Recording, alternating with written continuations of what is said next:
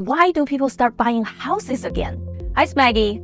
The real estate market in the past month has been weird. On the 20th of last month, CNBC reported as mortgage rates hit 8%, home affordability is incredibly difficult. However, in less than a month, people have started to buy houses again, and houses sold so quickly that we didn't even get the chance to join the bidding sometimes. With such high rates, are these home buyers out of their minds?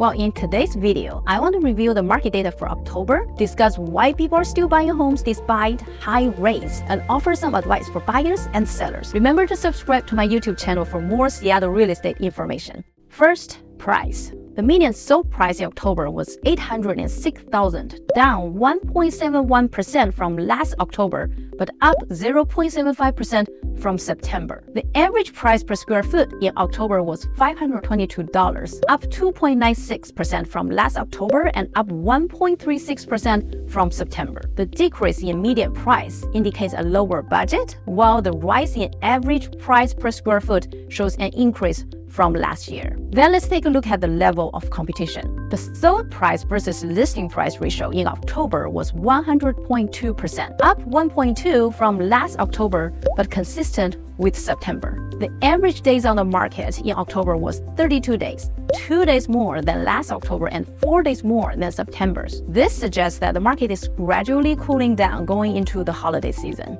Finally, let's take a look at inventory data. Listings in October were 2,207, down 462 from last October and down 774 from September. Transactions in October were 1,949, down 234 from last October and 71 from September. Active inventory at the end of October was 3,550, down 1,191 from last October and 432 from September. We can see that listings decreased by nearly 20% and transactions decreased by 10%. This discrepancy has led to a further reduction in Seattle's inventory. According to the latest data from the Mortgage Bankers Association, mortgage applications in the U.S. rose by 2.8% on the week ending November 10th, extending the earlier week's 2.5% rebound after hitting a 28-year low touched in late October. In Seattle, it's like everyone's buying houses again.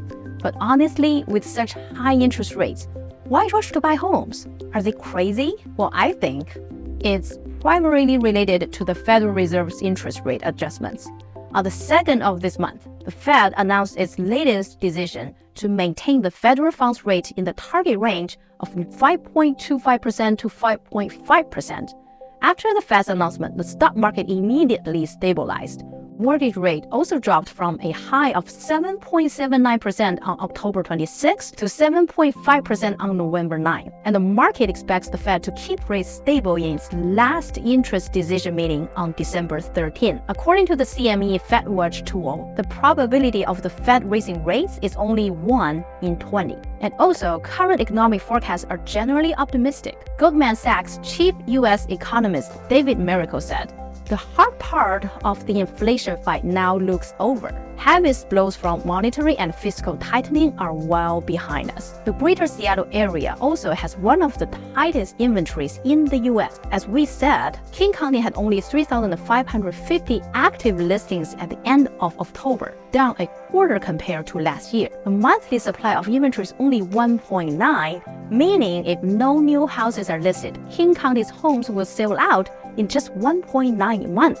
Houses priced under $1.5 million on the east side, especially those in good school districts and good condition, are the most competitive. So falling mortgage rates, optimistic economic expectations, and the tight local real estate inventory in Seattle are prompting buyers to start buying again, even rushing to buy homes. Well, rather than saying those who are bidding on homes now are crazy, it's more like they are compromising. After all, who knows how interest rates will change, right? If interest rates drop significantly next year, they can refinance.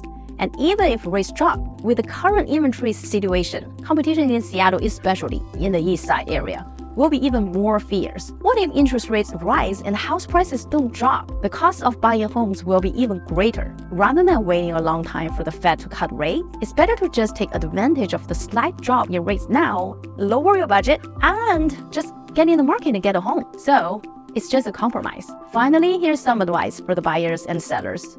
If you plan to buy a house this year or early next year, you can contact a banker to figure out what rates you can get right now. Based on our recent experience, you should get around a 6.5 rate if you have a good credit.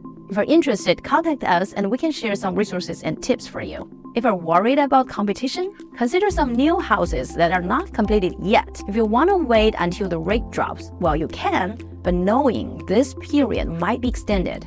According to the bankers we work with, mortgage rates might start dropping the second half of the next year. While for sellers, the sudden drop in rates gives an excellent opportunity to sell. If your home is already listed on the market, it should be easier to sell. If it has been on the market for a long time, consider relisting it or improving the price to get more exposure. If your house still needs some preparation, consider renting it out first or just get some renovation done and listing it next summer. Overall, I recommend both buyers and sellers prepare in advance. The market changes so fast, and to get a better house or a better price, you must act really fast, hopefully faster than others. If you want to learn more about US real estate, follow my YouTube channel. I'm Maggie. See you next time.